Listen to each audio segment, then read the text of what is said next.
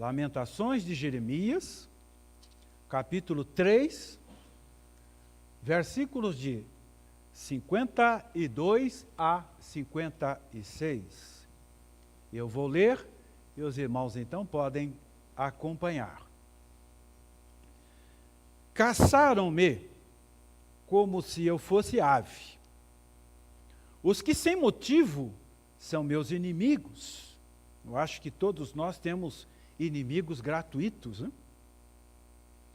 Para me destruírem, lançaram-me na cova e atiraram pedras sobre mim. Águas correram sobre a minha cabeça. Então disse: estou perdido. Da mais profunda cova, Senhor, invoquei o teu nome. Ouviste a minha voz, não esconda o ouvido aos meus lamentos, ao meu clamor. De mim te aproximaste no dia em que te invoquei, disseste: não temas. Pleiteaste, Senhor, a causa da minha alma, remeste a minha vida. Viste, Senhor, a injustiça que fizeram, julga a minha causa. Até aqui. Nós demos até o versículo 59. Mas eu gostaria de chamar a atenção dos irmãos para o versículo 53. Quando ele diz na sua oração: para me destruírem, lançaram-me na cova e atiraram pedras sobre mim. E outras traduções diz: lançaram-me num poço fundo, e ainda jogaram pedras na minha cabeça. Eu não sei quantas vezes você já ouviu pessoas usando a seguinte expressão: fulano de tal está se sentindo como no fundo do poço. Beltrano está se sentindo no fundo do poço. E de certa forma, todos nós, de uma maneira ou outra, acabamos experimentando o fundo de um poço. Fundo de um poço significa viver experiências asfixiantes, experiências difíceis, circunstâncias desastrosas, quando nós ficamos sem ação, sem forças para sair desse poço sozinho, sem luz, muitas vezes até sem esperança. Eu tenho certeza que todos nós já passamos por isso. E principalmente por causa dos chamados inimigos gratuitos, que foi o que aconteceu com o profeta Jeremias. Quantas vezes nós oramos com casais se sentindo no fundo do poço por conta de uma traição, de uma separação conjugal, isso põe o casal no fundo do poço. Famílias, muitas vezes se sentindo no fundo do poço por causa da perda de um ente querido. É impossível não ir para o fundo do poço. Conflitos familiares, desemprego, tudo isso leva as pessoas para o fundo do poço. Calúnias. Quantas pessoas são vítimas de calúnias, difamações? E depois que o estrago está feito, é muito difícil consertar. E nós oramos com essas pessoas. E vocês também têm orado com pessoas, têm aconselhado pessoas assim, no fundo do poço. Mas nós podemos aprender com o profeta Jeremias nessa noite, que nem sempre o fundo do poço é o fim.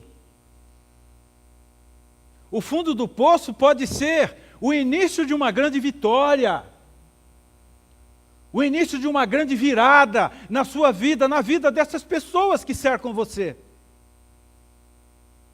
Pode ser oportunidades para voltar para Deus, oportunidades para voltar para a fé, para uma vida espiritual, para uma vida mais consagrada, mais comprometida com Deus. Pode ser. O profeta Jeremias, ele experimentou literalmente o fundo de um poço. Por quê? justamente por tentar alertar o seu povo, por tentar abrir os olhos do seu povo para não cair no fundo de um poço, que seria o exílio da Babilônia, que seriam levados como escravos, como cativos, nos dias do rei Nabucodonosor. Jerusalém estava sitiada pelo governo babilônio, no tempo do rei Zedequias, que era rei de Jerusalém.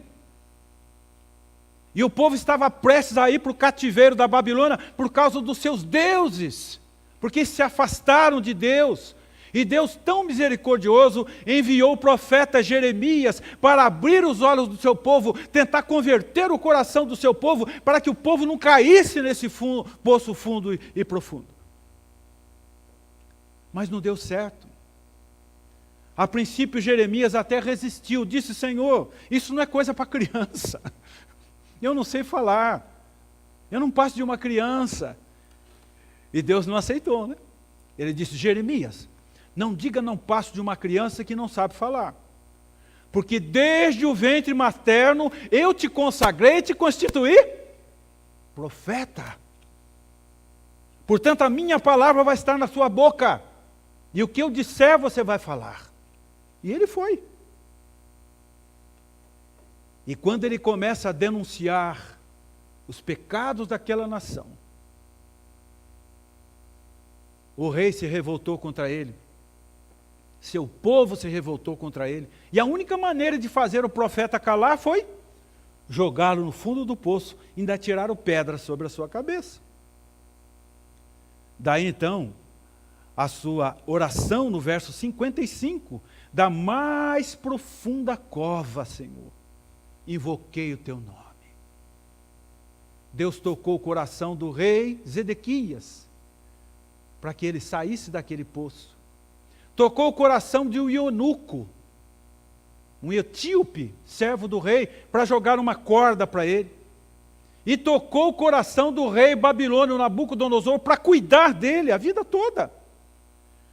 Porque no fundo do poço ele descobre que a mão de Deus era a corda que ele precisava para sair daquele lugar. A mão de Deus era a escada, era o trampolim que ele precisava para sair do fundo do seu poço.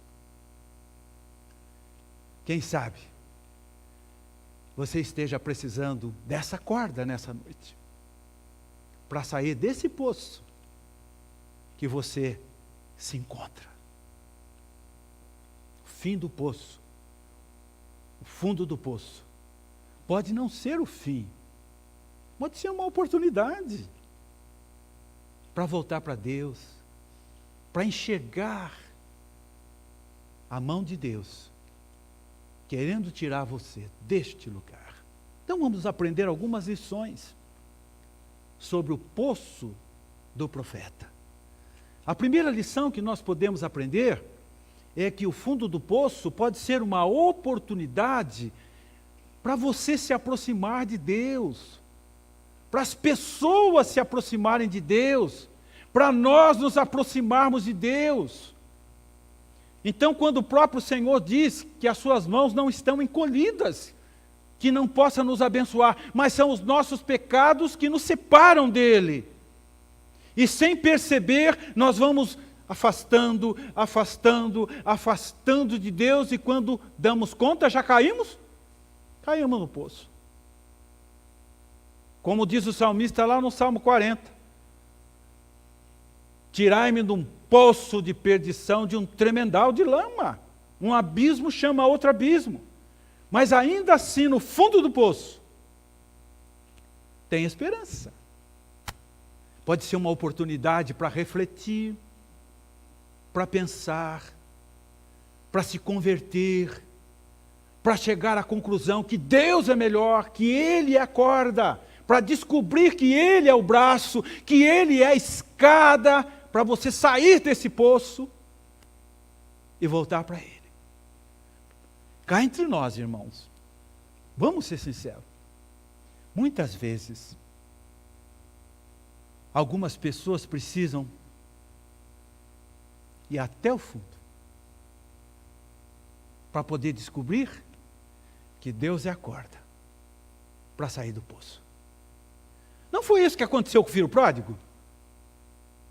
Filho pródigo foi se afastando do pai, se afastando do pai, se afastando do pai, e ele acabou no fundo de um poço, cuidando de porcos,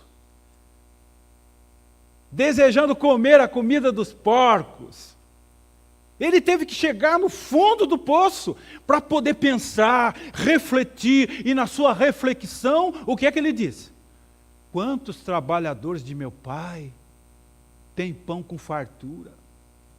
E eu aqui no fundo desse poço, vivendo essa vida humilhante. E na sua reflexão ele diz, eu vou voltar. Eu vou voltar para o meu pai e vou dizer, pai, eu não sou digno de ser chamado filho, trata-me como se fosse um dos teus trabalhadores. Eu pequei contra os céus e diante de ti. E quando ele volta para casa, o que é que ele encontra? Uma festa. O pai estava com as suas mãos estendidas, como se fosse uma corda para arrancar o filho daquele poço de perdição, de humilhação. Colocou roupas novas nele, deu uma festa e disse, esse meu filho estava perdido, foi achado. Esse meu filho estava no fundo do poço. E eu estendi minha mão para ele. Ele é meu filho. E deu a ele uma vida digna, uma vida de honra. Quantas pessoas estão se sentindo no fundo de um poço, mas não conseguem enxergar essa corda, que é a mão de Deus querendo tirá-lo. Hoje nós vamos celebrar a ceia. A ceia é uma oportunidade para refletir, para pensar. Qual é a recomendação de Paulo? Examine-se, pois, o homem a si mesmo. Em outras palavras, o profeta Jeremias fez a mesma recomendação para o povo. Olhe bem para o versículo 40 desse trecho que nós estamos lendo, do capítulo 3. Veja o que ele diz no versículo 40. Esquadrinhemos os nossos caminhos, provemo-los e voltemos para o Senhor. Levantemos o coração, juntamente com as mãos, para Deus dos céus. Olha que maravilha. Esquadrinhemos os nossos caminhos. O que é que nós entendemos por esquadrinhar? Examinar minuciosamente. Pense sobre os seus caminhos, suas atitudes, as decisões que você tem tomado, que não tem agradado a Deus. Pense na sua vida espiritual, pense na sua relação familiar, pense na sua relação conjugal, pense na sua relação com os filhos, com os netos, pense na sua relação dentro da igreja, na casa de Deus, no seu trabalho. Esquadrinhe os seus caminhos. E depois ele diz, voltemos para Deus. Volte para Deus. Ele está te jogando uma corda. Pega essa corda. Não volte para casa no fundo do poço. Pega essa corda. Saia do poço. E o profeta Jeremias fez a mesma recomendação que Paulo tem feito para nós no culto de ceia. Examine-se, pois, o homem a si mesmo. Não é o fim. O fundo do poço pode ser uma grande oportunidade para voltarmos para Deus, trazer Deus para perto de nós. Foi isso que ele fez na sua oração. De mim te aproximaste. Ele orou, ele clamou e Deus veio ao seu encontro. Segunda lição que nós aprendemos com o poço do profeta Jeremias é que o fundo do poço pode ser uma oportunidade para buscar ânimo em Deus. Buscar bom ânimo em Deus. E o que é que ele podia fazer ali naquele poço fundo, sem pão, sem água, as pessoas jogando pedras na sua cabeça? Ele estava completamente desanimado. Mas qual foi a palavra que deu um up nele, que deu uma levantada nele? Qual foi a palavra?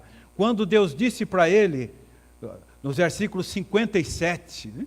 Não temas. De mim te aproximaste no dia que te invoquei. E o Senhor respondeu, não temas. Essa palavra veio a calhar para ele. Foi o ânimo que ele precisava. Ele sabia que todas as vezes que Deus usava esta expressão, não temas, todas as vezes que aparece esta expressão na Bíblia, não temas, esta expressão vem acompanhada do quê? Socorro, amparo, consolo, força e principalmente certeza e convicção de que Deus está conosco. Se os irmãos se lembram, Deus usou esta expressão com Josué. Quando Deus percebeu que Josué estava inseguro diante da sua missão. Josué estava literalmente com medo de assumir o papel do Moisés. Deus então olhou para o Josué e disse, seja forte, seja corajoso e não temas. Mas como não temer quando as nossas forças se esgotam? Uma pessoa no fundo do poço não tem força. Não temas, seja forte, seja corajoso. Como ter coragem no fundo de um poço? Sem força para sair. Mas foi aí que Deus disse para Josué, assim como eu fui com Moisés, eu serei contigo. Isso faz diferença. Quando Deus está conosco, nós não temos que temer. Porque Ele é a força, Ele é o ânimo que nós precisamos para sair de qualquer situação. Não existe situação, não existe poço tão fundo que Ele não nos arranque.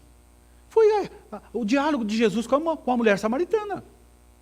Do lado de um poço de Jacó. Ele oferece água para aquela mulher e ela pergunta, mas como é que o senhor vai tirar água? O poço é fundo. Não existe poço que seja tão fundo que ele não possa arrancar e oferecer socorro.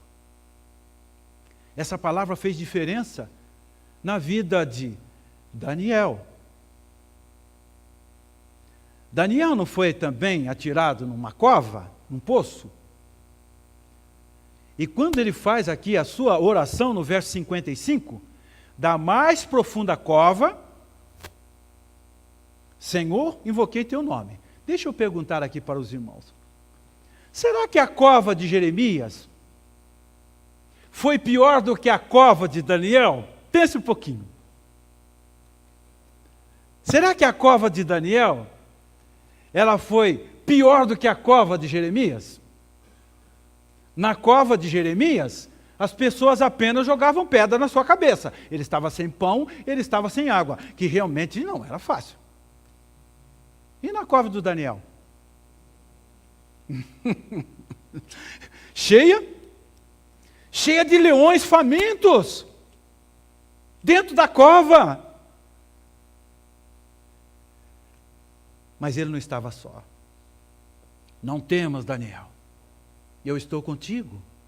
A presença de Deus dentro daquela cova fechou a boca dos leões. A presença de Deus naquela cova tirou Daniel daquela cova para que Daniel pudesse triunfar na Babilônia. Que coisa maravilhosa, né? Ele governou na Babilônia, porque Deus estava presente na vida de Daniel. Um outro exemplo foi José do Egito. Literalmente, os irmãos de José jogaram José numa cova, num buraco. Mas ele estava só? Deus estava com ele. E Deus tirou José daquele buraco, daquela cova, para que ele pudesse triunfar como governador do Egito. Olha que coisa maravilhosa. Veja como a presença de Deus faz diferença. Então, quando vocês, meus irmãos, lerem o Salmo 23, eu vou dar uma sugestão para vocês. No Salmo 23 nós lemos assim, né? ainda que eu ande pelo vale da sombra da morte, não temerei, por quê? Tu estás comigo. Então talvez alguém nessa noite possa ler assim: ainda que eu ande pelo vale da sombra da morte, ou ainda que eu esteja no mais profundo poço, não temerei mal algum. Por quê? Tu estás comigo. Quando Deus está conosco, Ele nos arranca do fundo do poço, para que nós possamos triunfar, ter vitórias. Fundo do poço pode não ser o fim, mas oportunidades para buscar ânimo em Deus, para sair, para vencer. Quantas vezes Jesus chegou para os seus discípulos dizendo: tende bom ânimo, homens de pequena fé, eu estou com vocês. Quantas vezes? E aí ele disse: meu nome é Emanuel. Emanuel significa Deus conosco. E eis que estarei convosco todos os dias, até no fundo do poço. Eu estou com vocês, para arrancar vocês do fundo desse poço e lhe dar uma grande vitória. A presença de Deus faz diferença. Poço pode não ser o fim. Oportunidades para buscar ânimo em Deus. Porque quando está tudo bem, nós até esquecemos de buscar a Deus, de invocar o Senhor. Mas quando nos sentimos no fundo do poço, da mais profunda cova, Senhor, invoquei o teu nome. Aí nós começamos a orar. E Deus estende a mão e nos tira para triunfar. Terceira lição com o poço do profeta pode ser uma oportunidade para buscar a justiça de Deus. O que é que o profeta podia fazer ali naquele poço? Sem pão, sem água, humilhado. Os meninos ainda jogavam pedra na cabeça dele. O que foi que Jesus disse no Evangelho de Mateus, capítulo 6, 25? Buscai primeiramente, e que mais? A sua justiça. E as demais coisas vos serão. Busque a justiça de Deus. Não tem melhor oportunidade para você clamar, buscar a justiça de Deus, quando nós estamos nos sentindo no fundo do poço. E nessa oração do profeta, ele pede 3 coisas para Deus. Em primeiro lugar, ele pede para Deus pleitear a sua causa. No versículo 58, pleiteaste, Senhor, a minha causa, remiste a minha vida. Pleitear significa julgar uma causa, interceder por uma causa.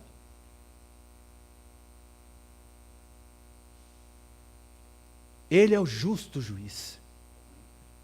Quando colocamos as nossas causas diante de Deus, Ele é o nosso justo juiz. E Jesus contou aquela parábola do juiz iníquo e a viúva, para terminar dizendo: porventura não fará Deus justiça aos seus escolhidos, que clamam a Ele de dia e de noite? Ele pleiteia a nossa causa. Mas nós precisamos entregar a Ele as nossas causas, fazer o que o profeta fez. Pleiteia, Senhor, a minha causa. Eu sou inocente. Eu estou nesse buraco aqui porque eu cumpri meu papel. Eu preguei. Eu denunciei o pecado. Pleiteia a minha causa. Talvez você tenha uma causa. Faça como Paulo. Por esta causa eu me ponho de joelhos diante de Deus. Ele é o justo juiz. Na sua oração, ele pede para que Deus olhasse para ele, para a situação que ele estava vivendo naquela hora. Viste, Senhor, a injustiça que me fizeram, julga a minha causa. O Senhor está vendo? Está olhando para o meu estado?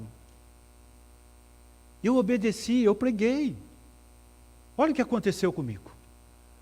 Quantos inimigos gratuitos apareceram na minha vida para me jogar aqui nesse buraco. Eu sou inocente. Bem-aventurado os que têm fome, sede de justiça, porque serão fartos. Deus está olhando para as injustiças que estão fazendo com você, no seu trabalho, no condomínio que você mora, na sua família. Quantos irmãos em Cristo, às vezes, vêm orar quarta-feira se sentindo no fundo do poço? Muitas vezes problemas de família. Mas Deus pleiteia a nossa causa. E Ele olha também para as injustiças que estão fazendo conosco. E você vai ser bem-aventurado. E a expressão bem-aventurança significa feliz. Feliz. Mas Ele pede também uma coisa que nós precisamos pedir sempre.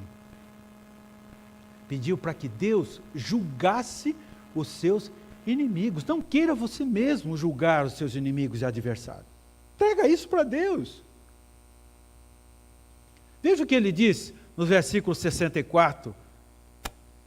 Tu lhes darás paga, Senhor, segundo a obra das suas mãos. Tu lhe darás cegueiras de coração, a tua maldição imporá sobre eles. Na tua ira os perseguirá, e eles serão eliminados debaixo dos céus do Senhor. Entrega para Deus e descansa, meu irmão. Não queira fazer justiça. Entrega para Deus.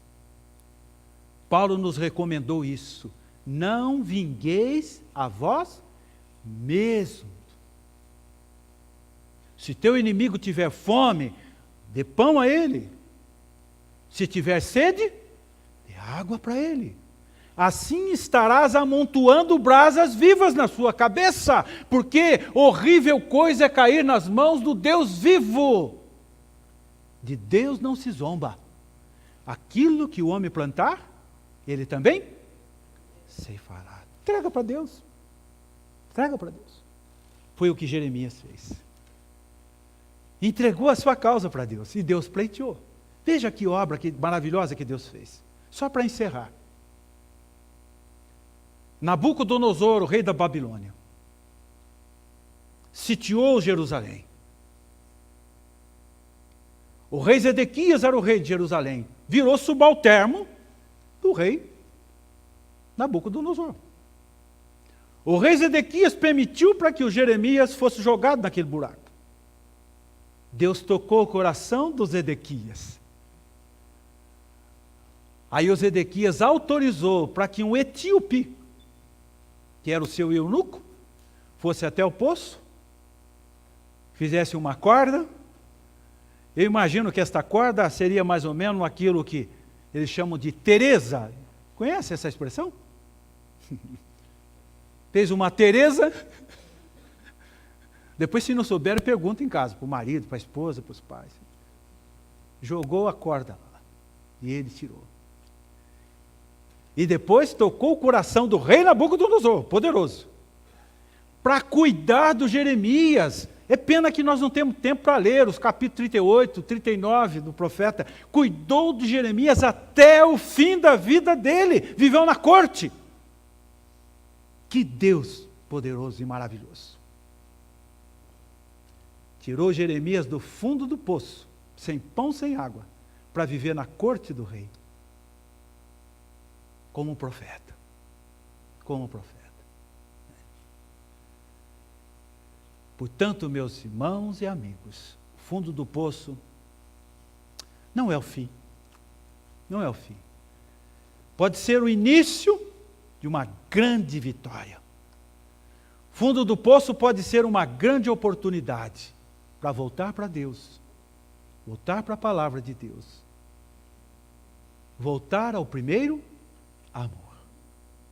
Abaixe sua cabeça, vamos orar. Nesta oração os presbíteros podem vir, os diáconos. Depois nós vamos cantar. Continue orando. Quem sabe você veio para cá nessa noite, se sentindo assim no fundo do poço.